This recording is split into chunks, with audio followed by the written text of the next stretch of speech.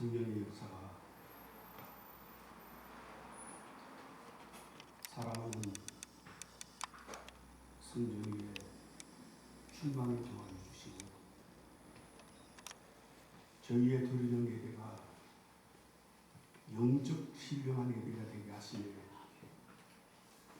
하늘과 땅이 합하여 아버님께 영광 돌리는 거룩한 시간만이 될 수만 있도록 하나님 축복하여 주시옵기만을 간절히 믿고 간구합니다. 이 교회를 이끌고 오신 귀하신 목사님과 사모님께 같이 하여 주시고 뿌린 바의 씨앗에 참된 열매가 맺혀짐을 미사온적 하나님 와야 되는 당신의 젊은 일꾼들이 귀하신 목사님과 더불어 아버님의 거룩한 영광을 나타내기에 부족함이 없도록 채우시고 역사해 주신만을 간절히 믿고 기도합니다. 찬양이 아버님께 상달되었음을 진심으로 감사드립니다. 아멘. 귀하신 아드님의 영역의 영역을 도와여 주시고 하나님 주신 바의 선물로 말미암아 아버님의 거룩한 영광을 온전히 나타낼 수만 있도록 하나님 역사해 주시옵기만을 간절히 믿고 기도합니다. 아멘. 가장 약한 소자 잠시 말씀을 전합니다. 소자의 육체는 가리워 주시고 아버님의 거룩한 말씀만이 빛날 수만 있도록 주님 같이 하시고 주관해 주신만을 기도합니다. 아버님 홀로 영광 받아 주시옵소서. 주님의 거룩한 이름 받도록 감사하며 믿고 기도하옵나이다. 아멘.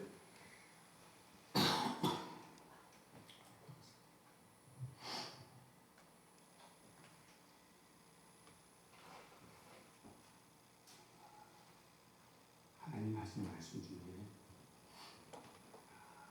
가장 우리가 귀하게 여겨야 되는 말씀이 영생이라는 말씀이 아닌가 저는 그렇게 생각을 합니다. 우리가 교회에 나오면서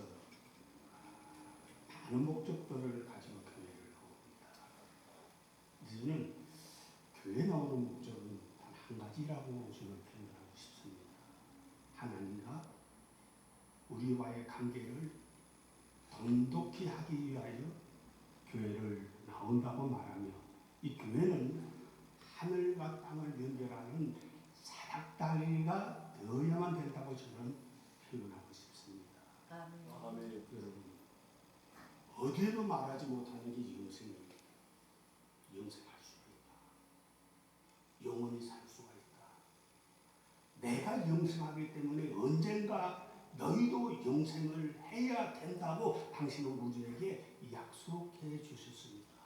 하나 그 약속이 우리의 신앙에 의해 가지고 움직이는 것이 아니고 우리의 열심과 우리의 노력과는 하등에 관계없이 그 약속은 오늘도 우리에게 오고 있다는 사실입니다. 아멘. 그리고 그 약속이 우리에게 오게 될 적에 말씀과 더불어 가슴 안에 만족한 믿음으로 바꿔야 된다는 이야기입니다. 믿음은 무엇입니까? 저는 믿음을 이렇게 이야기합니다. 들음에서 오는 게 믿음입니다. 아멘. 이 세상 가운데 만들어지는 것 가지고 생성되는 게 믿음이 아니라 믿음이라는 것은 하늘에서 우리에게 주셔야만 되는 것입니다. 아멘. 그래서 성경은 믿음은 들음에서 오지 않느냐. 그 듣는 이야기는 그리스도의 말씀이라고 정리를 해놨습니다. 우리의 믿음이 하나님의 말씀과 더불어 믿음이 생긴다면 어떤 시련과 어떤 어려움과 어떤 역경과 어떤 환난이 온다 할지라도 우리는 변하지를 않을 수가 있다는 이야기입니다. 여러분 하늘 가는 밝은 길 참 좋은 길입니다. 어려움도 있고 시련도 있고 역경도 있습니다. 하나 이 하늘 가는 밝은 길에 주인 되신 하나님이 말씀과 더불어 우리를 인도해 준다면 그 길은 굉장히 하나님의 영광을 나타낼 수 있는 길로 바뀔 수가 있습니다. 성경을 오늘 본문을 제가 이렇게 말씀을 보면서 오래간만에 전하는 말씀이 있어요. 왜 하나님이 슬퍼하실까? 하나님 항상 기뻐하셔야 되는데 하나님이 슬퍼하는 이유가 어디에 있을까? 그럼 인자가 오실 때의 말씀을 바라보게 되면 하나님이 슬퍼할 수밖에 없는 이유가 있다는 이야기입니다. 하나님이 슬퍼한다면 우리가 바꾸면 되는 거예요. 우리가 바꿀 수가 있다면, 우리가 바꾸게 된다면, 하나님이 기뻐할 수가 있다면 넘치는 축복이 우리에게 그때부터 같이 갈 수가 있습니다. 여러분, 우리가 하나님께 달라고 합니다. 안 준다고 원망하는 데도 있습니다. 하나님은 예정되어 있고 너희가 그 수준까지 오게 된다면 당신이 준비한 것을 얼마든지 주실 수가 있다는 이야기입니다. 우리 마태복음 말씀 24장 말씀 보게 되면 30절 이하의 말씀으로 잠깐만 읽어주시겠습니다.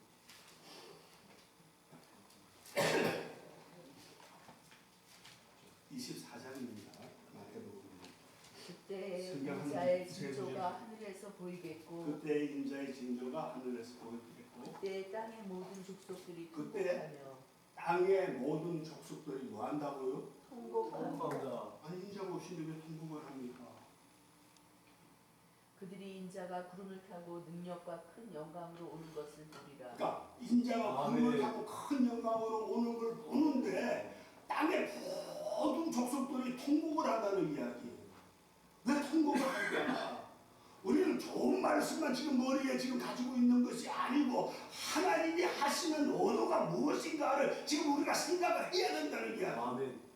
사람이 통곡을 해도 많은 사건들이 있는데 하나님이 통곡을 하신다면 또 백성들이 통곡을 하신다면 무슨 사연이 있다는 이야기입니다. 우리를 구원해 주시겠지. 하나님 우리를 복 주시겠지. 하나님 우리를 구원해 주시겠지. 아멘 믿습니다. 내가 봉사를 하기 때문에 내가 충성을 하기 때문에 하나님 반드시 나에게 복을 준다는 믿음은 좋습니다. 하나님의 생각이 어떤가도 우리는 한 번씩 확인을 해 봐야만 된다는 이야기입니다. 하나님의 뜻이 어디에 있는가? 하나님의 계획이 어디에 있는가? 하나님이 우리에게 지금 어떤 역사를 나타내고 있는가? 아는 자를 가르쳐 하나님은 자녀라고 표현한다는 이야기입니다.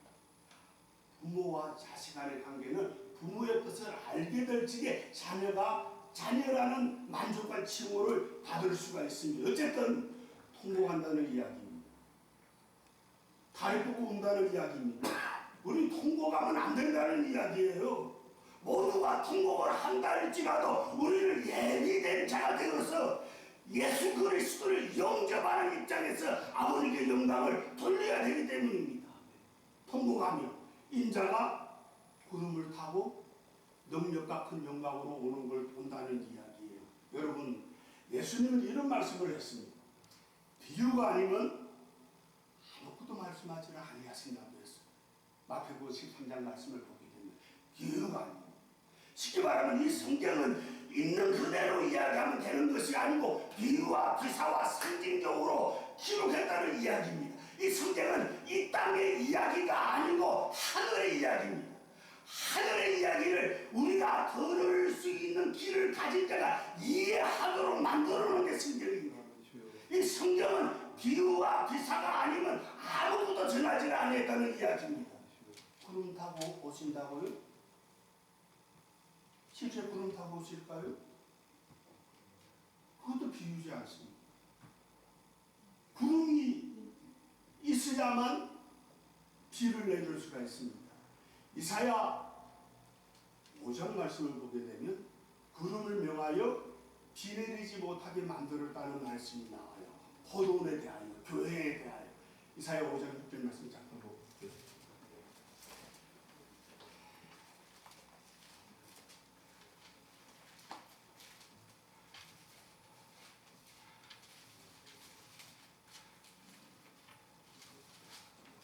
내가 그것을 황폐하게 하리니 다시는 가지를 자르니나 적을 돋우지 못하여 찔레와 가시가 날 그러니까 것이며 포도원을 만들어 놨는데 이 포도원을 다 망가뜨렸다는 이야기예요. 하나님은 온전한 포도원 만들기 희망했는데 인간들이 그 포도원을 하나님 뜻과는 관계없이 다 파괴시켜 버렸기 때문에 지금 하나님이 이 말씀을 하시는 거예요. 하나님이 원하는 교회가 되어야 되는데 뭔가 지금 다르게 갔다는 이야기예요. 하나님은 당신이 원하는 대로 만들어지기를 원합니다. 조금만 들어보세요. 가시가 날 것이며 내가 또 구름에게 또 내게 구름에게 명하여 그 위에 비를 내리지 못하게 하리라 그러면 하셨으니 구름하고요.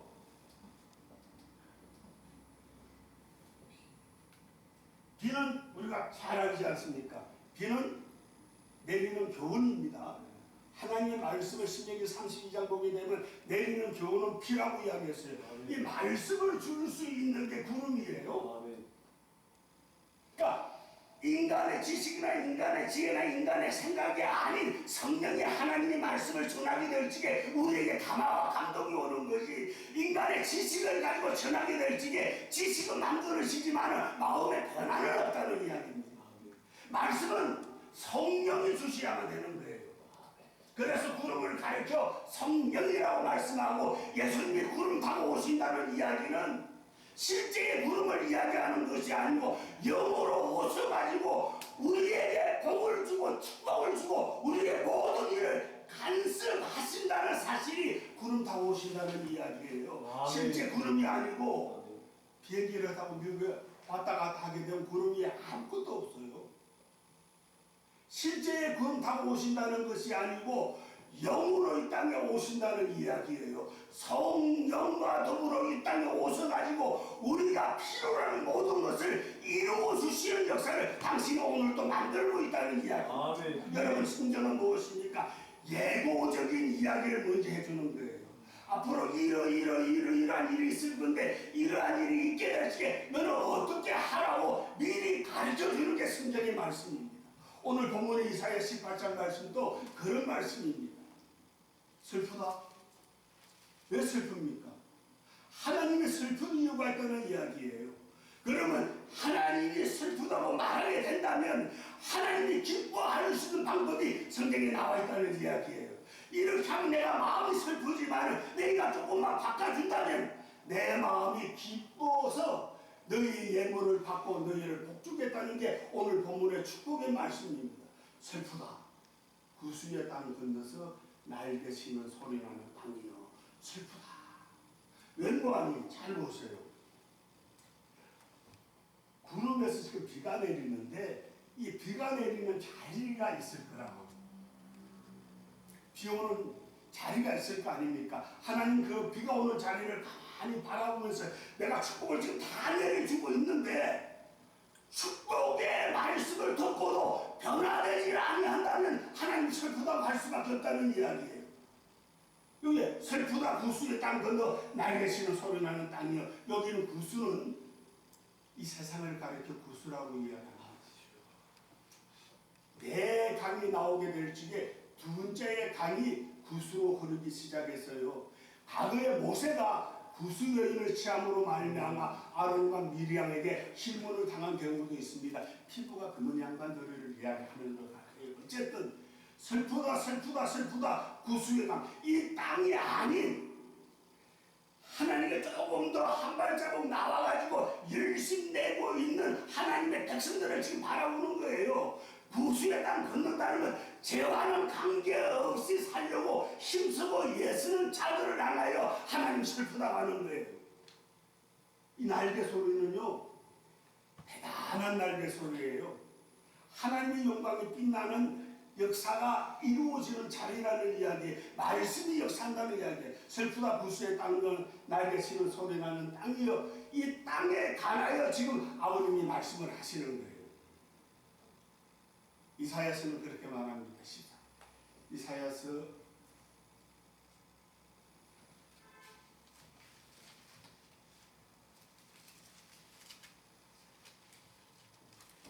9수에 대해서는 됐고요. 날개 치는 이사야 1장 말씀 봅니다. 날개 치는 땅.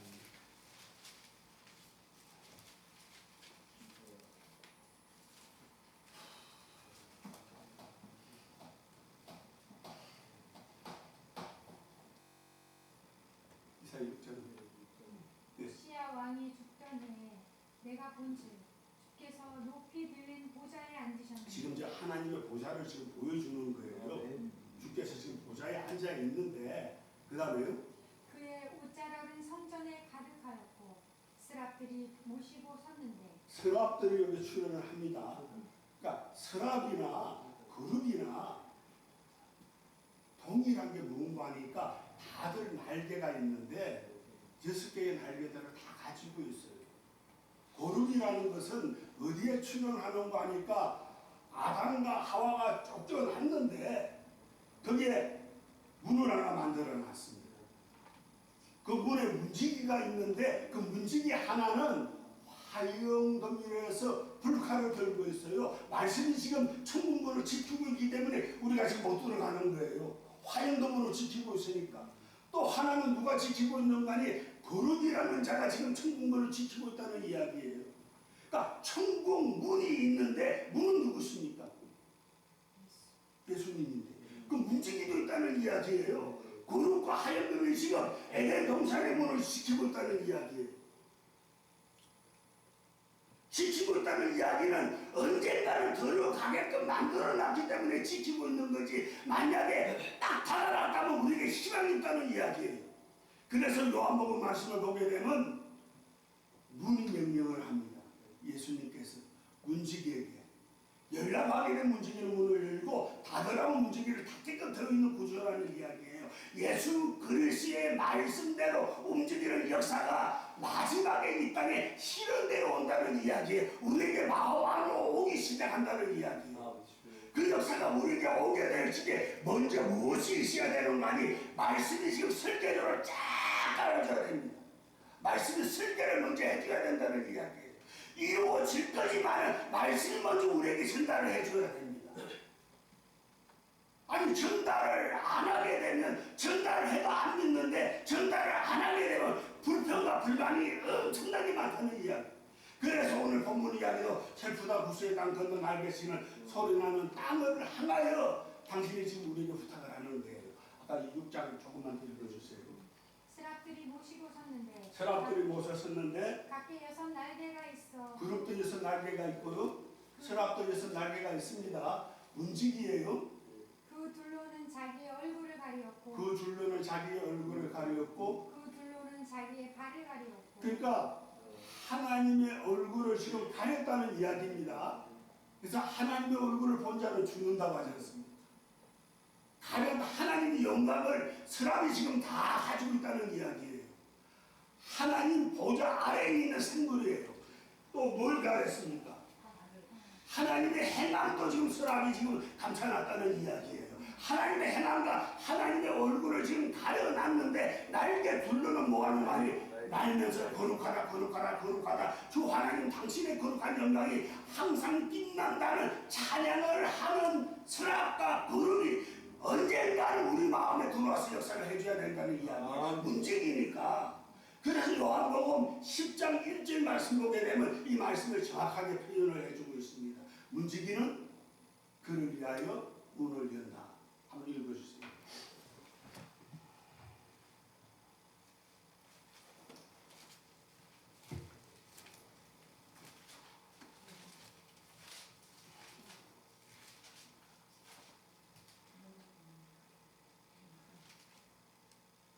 십장 1절을 읽었습니다.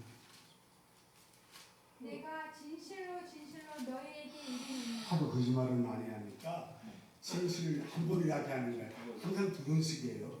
너무너무 안 믿으니까. 내가 진실로 진실로 너에게 이르노니 문을 통하여 양의 우리에 들어가지 아니하고 다른 데로 넘어가는 자는 절도며 강도요 예. 문으로 들어가는 이는 양의 목자라 예. 아멘. 문지기는 그를 위하여 문을 열고 문지기는 그를 위하여 문을 열고 어쨌든 문은 누구십니까?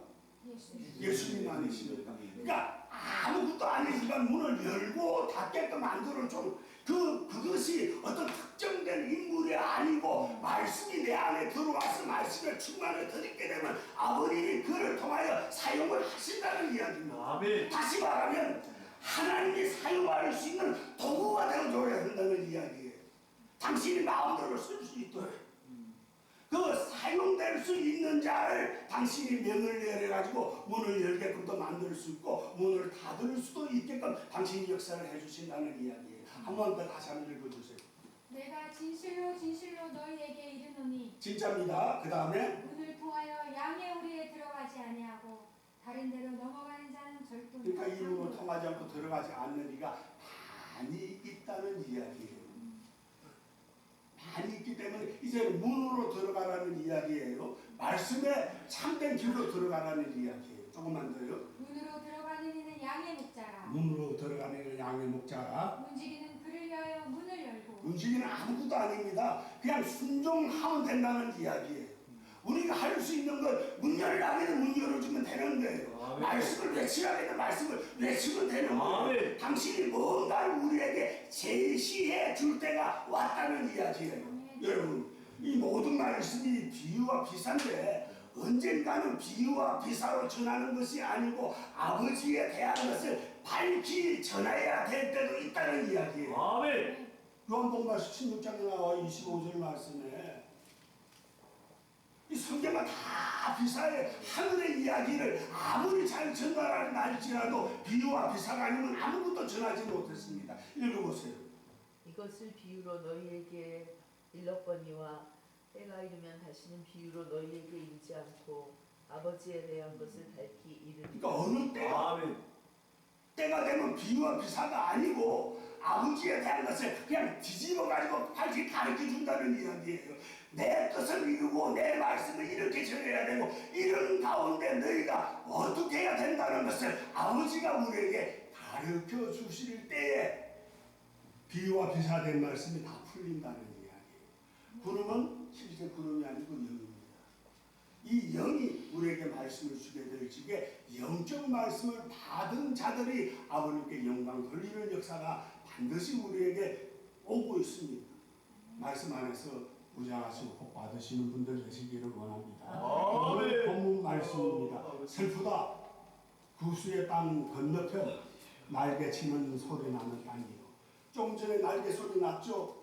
둘러는 얼굴을 가리었고 둘러는 발을 가리었고 둘러는 뭐합니까? 날면서 거룩하다 거룩하다 거룩하다 주 하나님 당신의 거룩한 영광에 빛나기를 희망합니다 하는 음성이 지금 들려온다는 이야기예요. 우리가 그 역할을 지금 해야 된다는 이야기예요. 성경은 영들의 이야기입니다. 이 영들의 이야기가 믿음 가진 자에게 오고 있다는 이야기예요. 성경은 영들을 위한 책이 아닙니다. 구원받을 아버님의 자녀들을 위한 책이지 영들을 위한 책이 아닙니다. 천사를 위한 책이 아니고 구원받을 후사들을 위하여 전달되고 있다는 이야기예요. 그러면 우리가 말씀 가운데 충만을 드리게 되면 하나님의 도구가 되어서 아버님이 희망하는 일을 하게끔 당신이 인도해 주신다는 사실을 우리가 믿음으로 받아들여야 될 때가 오늘이 된 것 같습니다. 슬프다 구수의 땅 건너편 날개 치는 소리 나는 땅이여. 갈대배를 물에 띄우고 자, 여기서 가장 중요한 게요. 날개 치는 소리 나는 땅이 슬프다는 이야기예요. 그럼 이 슬픈 역사를 다시금 바꿔줘야 된다는 이야기예요. 그러니까 하나님이 개입하지를 아니하는 상태에서는 슬프다 구수의 땅 건너 날개 치는 소리 나는 땅이 지금 슬픔이 된 거예요. 말씀 가운데 어렵고 힘들고 고난을 받는 것이 아니고 말씀을 떠난 상태가 자꾸 만들어지고 있기 때문에 아버님이 슬프다고 한 거예요. 그러면 이 슬프다고 말하는 구수의 땅에 있는 자들을 구원하기 위해서는 하늘에서 새로운 역사가 와줘야 된다는 이야기. 그걸 가르쳐 지금 무슨 배라고 했습니까? 갈대배.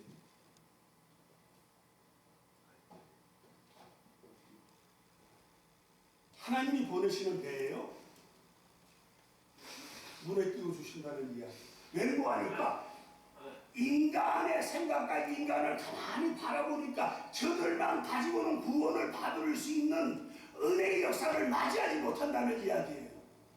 하나님 보시기에 인간 볼 때는 믿음이 좋은데 하나님 보시기에 슬프다고 말하는 것은 뭔가 불안하다는 이야기예요.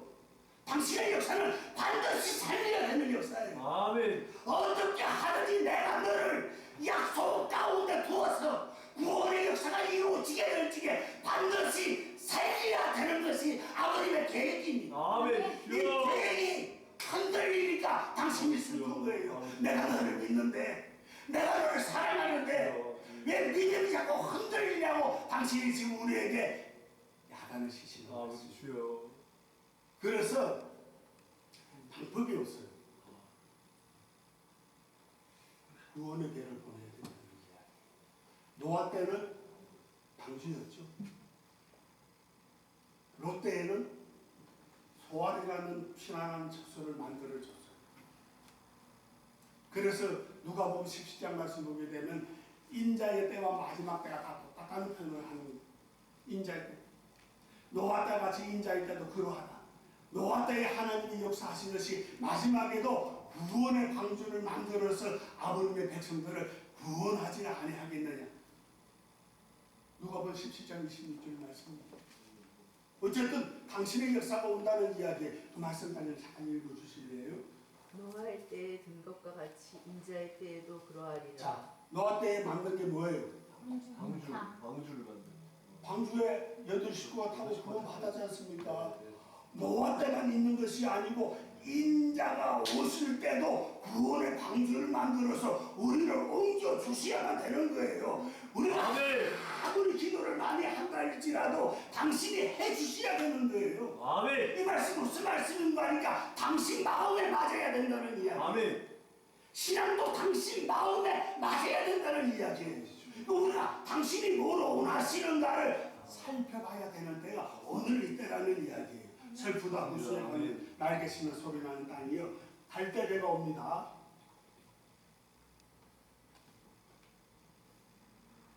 갈대는 가운데 구멍이 뚫려 있지 않습니다.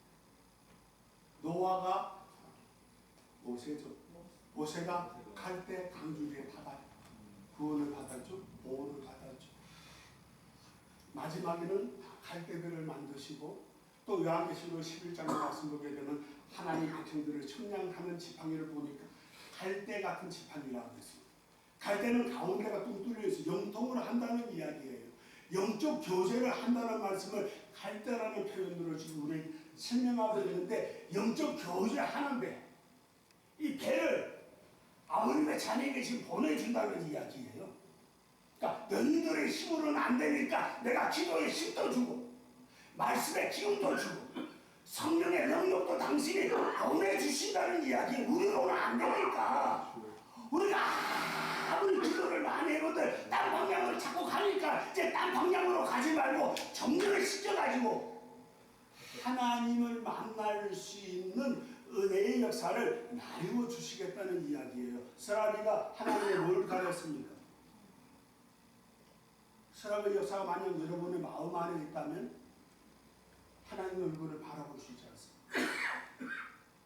만약에 스라비의 역사가 여러분의 발을 볼 수 있게 만든다면 하나님이 하시는 일을 이해하고 깨달을 수 있게끔 당신은 정해놓으셨다는 이야기예요.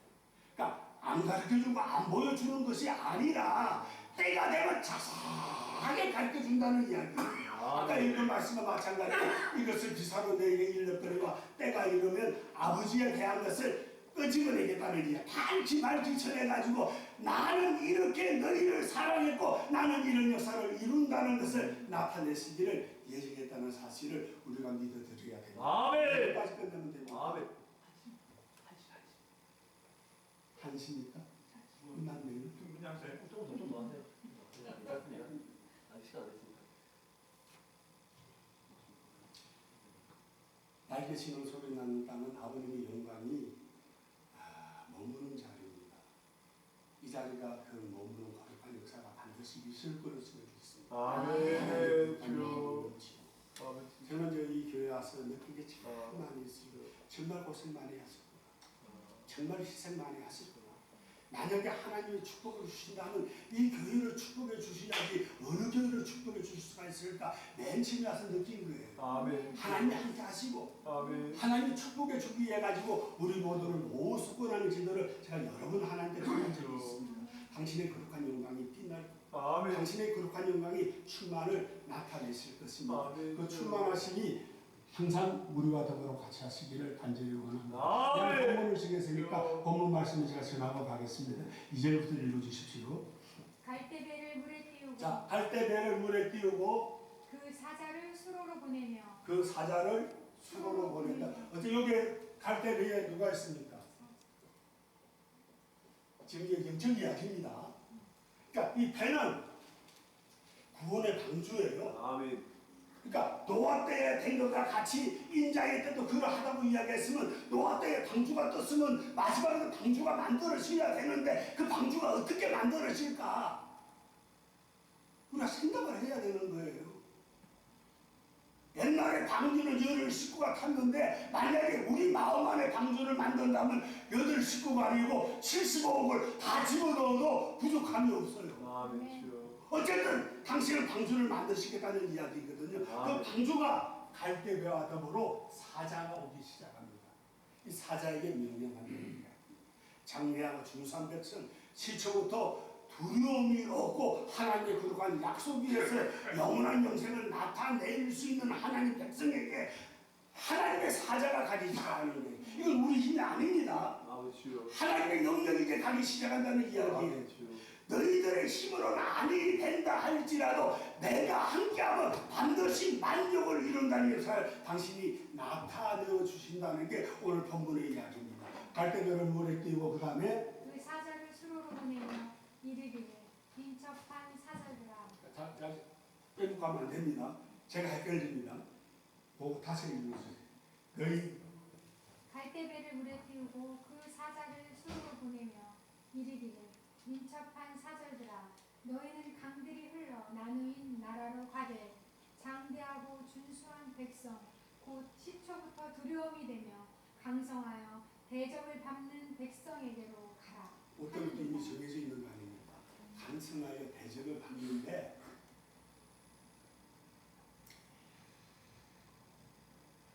여기 보게 되면 강들이 흘러 나누인 나라로 가되 장대하고 준수한 백성 곧 시초부터 두려움이 되며 강성하여 대접을 받는 백성에게로 가라 하더라. 이 사자가 강들이 흘러 나누인 나라로 갑니다. 강들이 흘러 나누인 나라가 어디인가 하니까 야곱을 바라보고 큰 나라라고 하지 않았습니까? 이 마음이 두 개로 나누어진 나라입니다. 하나는 선의 나라가 있고 하나는 악의 나라가 있다는 이야기예요. 그러니까 강들이 나눈 나라로 가라는 이야기는 하나님의 신이 올 수 있는 자리는 우리 말고는 없다는 이야기예요. 신이 타고 역사할 수 있는 도구는 인간밖에 없다는 이야기예요. 그러니까 어쨌든 다듬어져 있는 경첩한 사자가 다듬을 수 있는 자에게 하나님의 신이 오기 시작하는 거예요. 명이 떨어졌으니까. 그러니까 설교도 이제는 성령의 충만을 드리워가지고 당신이 주셔야 된다는 이야기예요. 내가 조금만 준비하면 당신이 나머지를 채워줘야 된다는 이야기예요. 성령의 충만의 역사가 이제부터 오기 시작한다는 이야기예요. 하늘의 음성을 전하라는 당신의 표현입니다. 그래서 흘러나는 나라로 가되 장대하고 준수한 백성 시초부터 두려움이 되고 강성하여 대적을 받는 백성에게로 가라 하도다 명령이 떨어졌기 때문에 이 영들이 이제 우리에게 오기 시작합니다. 이 사자가 뭘 타고요? 갈대를 타고. 그러니까 한 나라가 되었다는 이야기예요. 75억을 담을 수 있을 만한 도구로 당신이 이미 만들었는데 더더욱 중요한 것은 이제 그 역사가 이루어지게 될 적에 표대를 세운다는 이야기예요. 표대. 그 다음에 3절이요. 세상의 모든 거민 세상의 모든 거민 모든 거민. 그 다음에요. 지상에 사는 너희여 지상에 사는 너희여. 산들 위에 기호를 세우거든. 자, 산들 위에 뭘 세웁니까? 기호예요.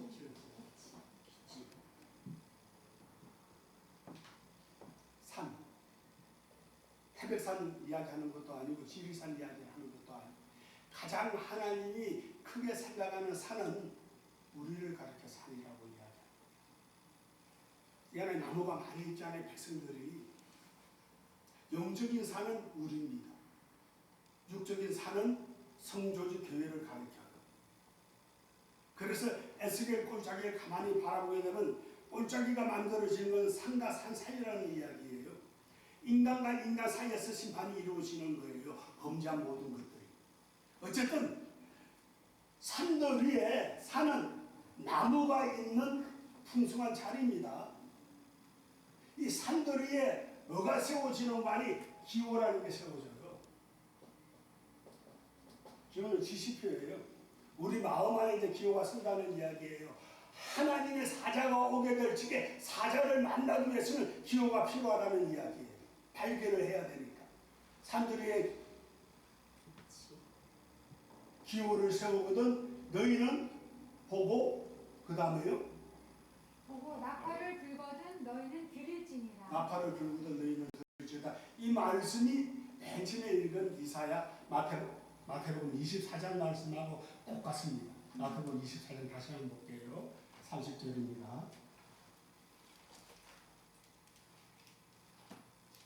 그때 인자의 징조가 하늘에서 보이고 인자가 오시는 징조가 하늘에서 보이겠고 그때 땅의 모든 족속들이 통곡하며 땅의 모든 곳에서 통곡하며 그들이 인자가 구름을 타고 능력과 큰 영광으로 오는 것을 보리라. 자 주님이 뭘 타고 오십니까?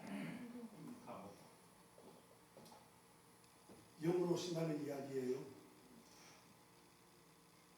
여러분이 가실 때에 제자들이 본 건 뭡니까? 올라가실 때 옷만 봤죠.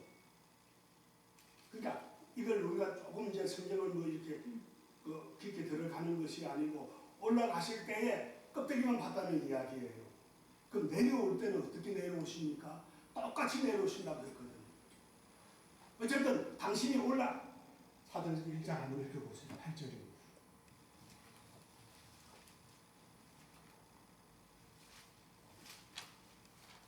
마음으로 읽어서 오직 성령이 너희에게 임하시면 너희가 권능을 받고 예루살렘과 온 유대와 사마리아와 땅끝까지 이르러 내 증인이 되리라 하시니라. 예, 9절부터 이 말씀을 마치시고 그들이 보는데 올려져 가시니 구름이 그를 가리어 보이지 않게 이제 하고 올라가는데 뭐가 가리웠습니까? 구름이. 그러니까 실제 본 건 뭘 봤습니까? 구름을 봤다는 이야기예요. 그럼 내려오실 때도 올라가면 똑같이 내려온다는 말씀이 뒤에 있어요. 우리가 볼 수 있는 건 구름을 본다는 이야기예요. 조금만 더 읽어주십시오. 가실 때 제자들이 자세히 하늘을 쳐다보고 있는데 흰옷 입은 두 사람이 그들 곁에 서서 이르되 갈릴리 사람들아 어찌하여 서서 하늘을 쳐다보느냐 너희 가운데서 하늘로 올라가신 이 예수는 하늘로 가심을 본 그대로 오시리라 하셨다. 그러니까 올라갈 때 우리가 본 건 뭐예요? 구름 아닙니까? 내려올 때도 똑같이 내려오니까 구름만 본다는 이야기예요. 그래서 요한계시록 말씀에 구름을 입고 오신다는 말씀이 맞다는 이야기예요. 구름을 타고 오신다는 말씀이나 구름을 입고 오신다는 말씀이나 내가 너희와 더불어 영원히 함께 있다는 이야기는 육이 아니고 영입니다. 그 당시에 육은 땅에 두고 하늘로 승천하셨어요. 그리고 보좌 우편에 앉아 계신 분이 이제 영으로 우리에게 어떤 역사를 베풀는지 하나님의 하시는 역사를 우리는 봐야 된다는 이야기예요. 언제? 마지막 세상 끝날이 되게 되면 예수님이 베푸시는 역사가 우리에게 오게끔 되어 있습니다. 그래서 이 역사가 이루어지게 될 적에 오늘 본문 말씀은 백성들에게 부탁하는 거예요. 대적을 밟는 백성에게로 가라 하도다. 세상의 모든 금인 지상에 거하는 너희여 산더리의 기호를 세우거든 너희는 보고 나팔을 불거든 너희는 뭐하라? 들을지니라. 그러니까 예수님 인자가 오시게 될 적에 큰 나팔 소리와 더불어 누구를 보냅니까? 천사를 보내셨습니다. 천사를 어떻게 만날까?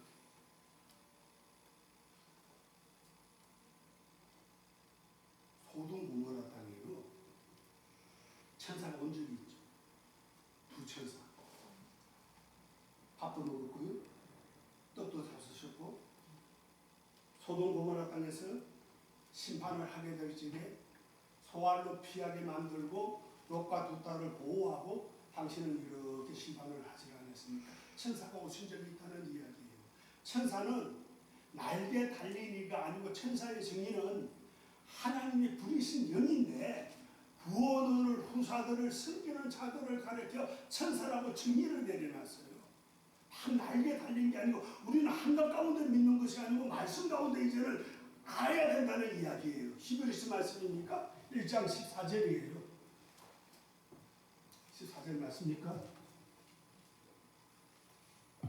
모든 천사들 모든 천사입니다. 모든 모든 천사는 하나님을 섬기는 영입니다. 그러니까 천사는 하나님의 부르시는 영이라는 이야기예요. 하나님의 명령을 전달하는 자가 천사입니다. 모든 천사는 부리는 영으로서 구원받을 상속자들을 위하여 섬기라고 보내심이 아니냐. 그러니까 구원받을 구사들 상속자를 섬기는 자가 천사예요.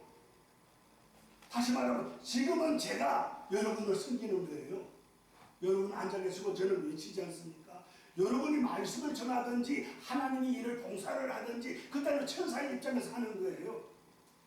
그러니까 어떤 천사의 개념을 말씀 안에서 바라봐야 된다는 이야기예요. 우리가 하나님의 일을 하는 그때에는 천사예요. 소돔 고모라 땅에 온 두 여인도 하나님의 일을 했기 때문에 천사예요. 그러니까 하나님의 일을 하는 자를 천사인데 세상이 아니라는 이야기예요. 어쨌든 천사에 관한 정의는 하나님의 일을 하는 자를 천사라고 이야기한다고 해도 잘못된 표현은 아니라는 이야기입니다. 모든 천사는 부르는 영으로서 구원 얻을 구사들을 섬기라고 당신이 말씀을 줘서 보내는 자, 일을 줘서 보내는 자가 천사라는 이야기예요. 그 천사 가운데 뛰어나고 확실하고 믿음을 가진 자를 히브리 1장 말씀을 보게 되면 말씀으로 나와서 너는 아들이라는 칭호를 주는 거예요. 천사로 이기는 자가 바로 아들이 되는 거예요. 히브리 1장 말씀 보세요.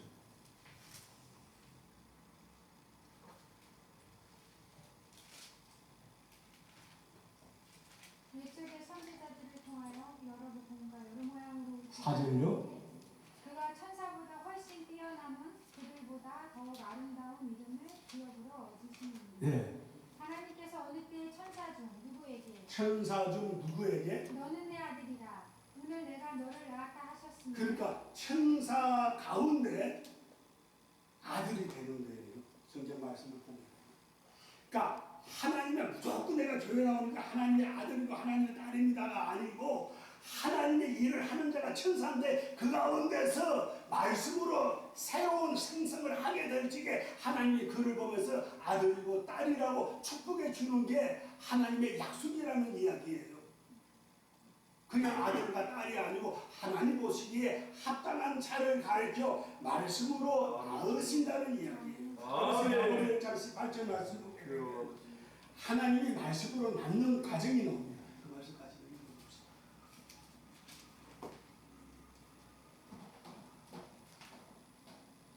라고 봅니다.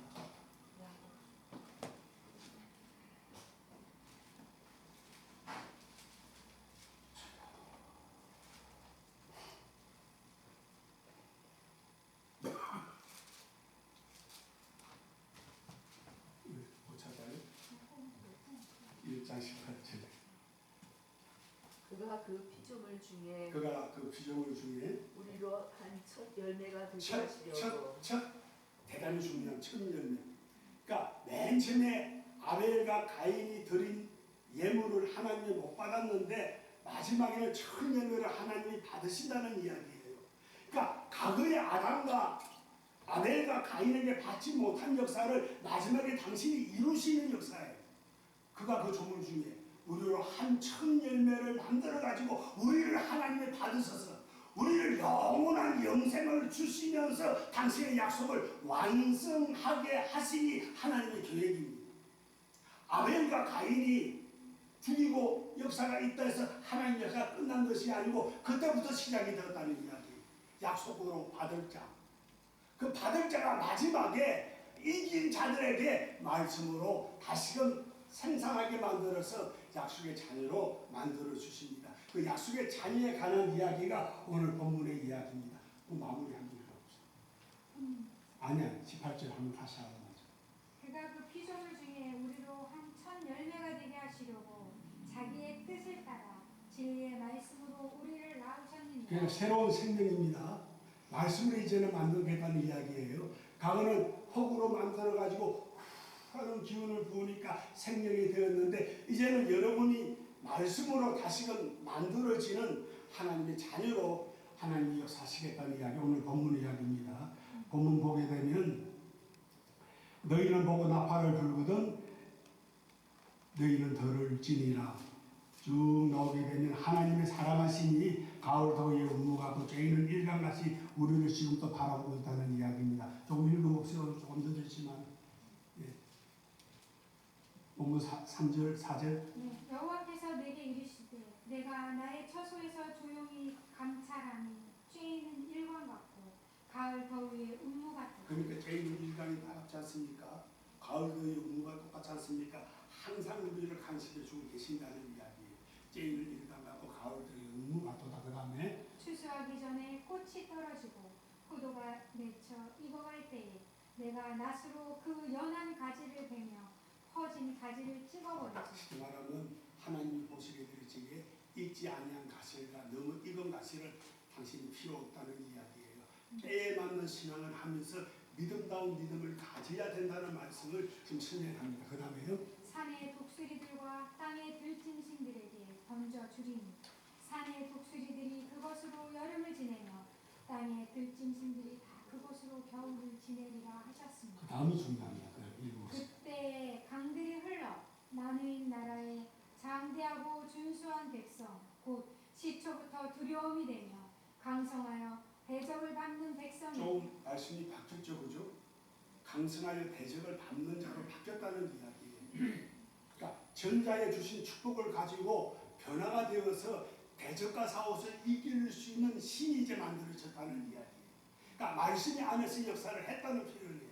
강성하여 대적을 밟는 백성에게서 그 다음에 백성이 만군의 여호와께 드릴 예물을 가지고 만군의 여호와를 만나기 위해서 예물을 준비했다는 이야기입니다. 그 다음에요. 만군의 여호와의 이름을 두신 곳 시온산에 이르리라. 시온산은 예루살렘 동남편에 있는 적은 산을 가리키는 것이 아니고 하나님이 자정할 수 있는 산을 가리켜 시온산이라고 이야기합니다. 그래서 요한계시록 14장 말씀 보게 되면 시온산에 어린 양이 있었고 그와 함께 14만 4천이 있습니다.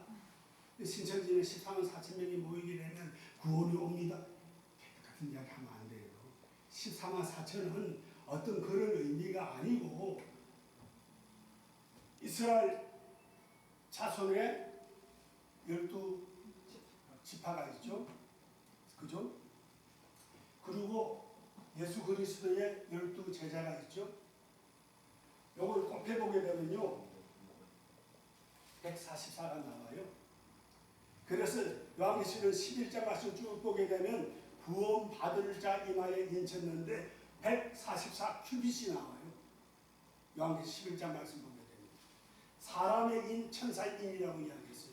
14만 4천은 영과 육이 하나님께 긍휼을 받을 만한 아버님의 자녀를 가리켜 14만 4천이라고 포장을 해놓은 거예요. 감춰놨다는 이야기예요. 14만 4천 명이 모이면 되는 게 아니라 영도 하나님께 인정을 받고 육도 하나님께 인정을 받아갖고 영육간의 아버님께 인정받는 무리에 모든 걸 묶어가지고 14만 4천인이라고 감춰놓은 이야기지 어떤 숫자의 14만 4천을 이야기한 게 아니라는 이야기예요. 11장 말씀 보게 되면 쭉 설명을 해놨어요. 이스라엘 자손의 12지파와 예수 그리스도의 12제자 이걸 합쳐가지고 만들어지니 144 큐빗이 사람의 측량, 누구의 측량이라고요? 천사의 측량. 사람이 하지만 천사가 같이 하여서 측량을 하니 144 큐빗이 나왔다는 말씀을 성경을 이야기합니다. 그것도 잠깐만 읽어줍시다. 이해할 시간 조금 지났습니다. 11장입니다. 요한계시록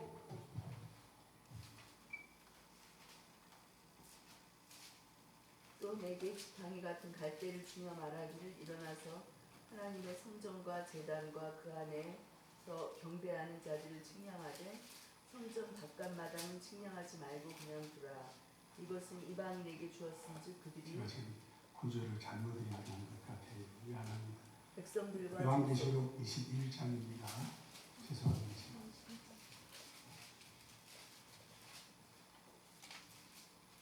여기까지는 제가 전화번호 마치겠습니다. 10절부터 읽어봅시다. 9절부터요. 일곱 대접을 가지고 마지막 일곱 읽어보세요. 재앙을 담은 일곱 천사 중 하나가 나와서 내게 말하여 이르되 이리 오라. 내가 신부 곧 어린 양의 아내를 내게 보이리라. 지금 보여주는 말씀 이제부터 할 건 어린 양의 아내입니다. 어린 양의 아내가 될 수 있는 방법을 지금 설명을 해놓은 거예요.